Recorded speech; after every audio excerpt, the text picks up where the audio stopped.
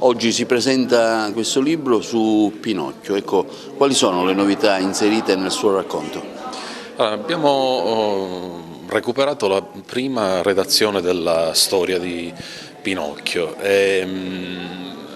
Quando nasce la storia nasce a puntate per una rivista destinata ai bambini e pochi sanno che l'idea da cui parte Collodi sembra avere a che fare poco con la letteratura per l'infanzia, no? Con i canoni usuali.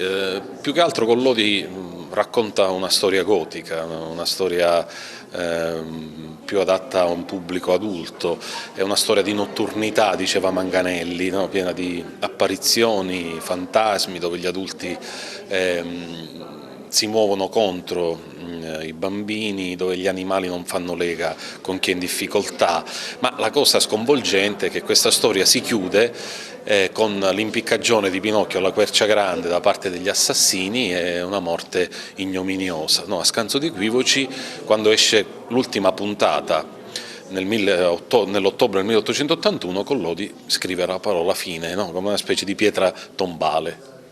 Poi c'è stata un'evoluzione ovviamente, no? In qualche modo Collodi fu costretto a cambiare il finale perché la redazione del giornale fu tempestata da lettere di protesta, no? I giovani lettori, i giovanissimi che avevano ascoltato la storia rimasero molto male, quindi non accettarono la morte di Pinocchio, quindi dalle proteste dei lettori poi prese il coraggio Guido Biagi, l'amico di Collodi, e gli chiese, che era l'animatore della rivista, gli chiese di continuare la storia.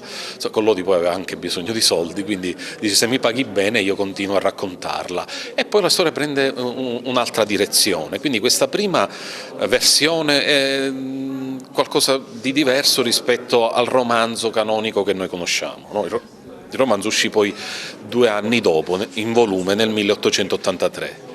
Collodi viene rappresentato moltissimo nelle fiction televisive con produzioni di un certo livello, e ha sempre un ottimo successo, quindi vuol dire che è una storia di grande attualità. Come mai? Sì, è una storia, potremmo dire, sempreverde, no? Pinocchio probabilmente è il long seller per eccellenza, no? Dopo la Bibbia, dalle stime che abbiamo, è il libro più letto e tradotto nel mondo, quindi è, diciamo, il classico della letteratura italiana per acclamazione, poi è il libro più illustrato, più rappresentato, più ridotto e che poi, diciamo, ha abbandonato la pagina per andare incontro a un destino anche multimediale, no? Il primo film su Pinocchio fu realizzato nel 1911 e di recente abbiamo assistito anche al film di Garrone, quindi Pinocchio, diciamo, è un personaggio che continua a vivere, trascendere le pagine al di là del romanzo e al di là di Collodi. È uno dei libri più letti al mondo e sicuramente il libro italiano più letto. È stato tradotto in 240 lingue dal lontano 1881 ai nostri giorni e certo grazie all'edizione del 1940 della Walt Disney che il libro ha cominciato ad essere conosciuto e amato. E comunque credo che sia positivo che questa antica edizione sia stata un po' rivisitata per essere pubblicata ed essere presentata ai lettori magari un po' più grandi.